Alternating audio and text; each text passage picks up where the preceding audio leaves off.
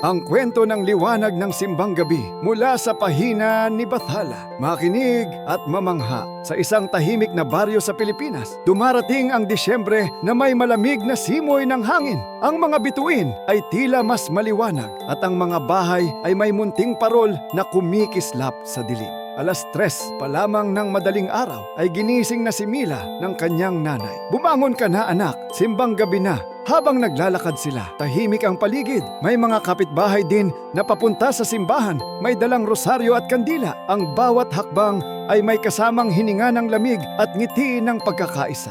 Ding, dong, ding! Tumunog ang kampana ng simbahan. Nagliwanag ang mukha ni Mila. Para sa kanya, ang tunog nito ay parang paalala na kahit madilim ang umaga, may liwanag na darating. Puno ang simbahan ng mga taong tahimik na nagdarasal. May amoy ng kandila at sariwang bulaklak. Umupo si Mila sa tabi ng kanyang pamilya. Para saan po ang simbang gabi, nanay? Bulong niya.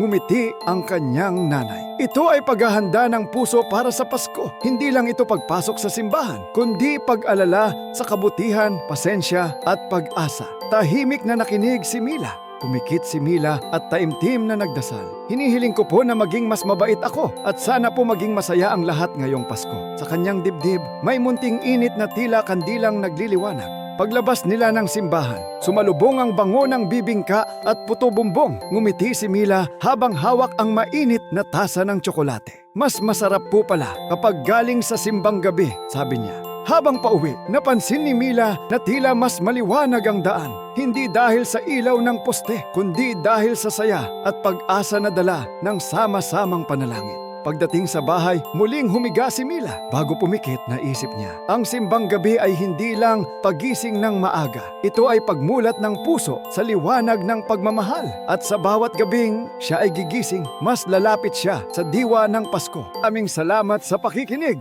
Kung nagustuhan mo ang kwentong ito, huwag kalimutang i-like at mag-subscribe. Hanggang sa susunod na alamat.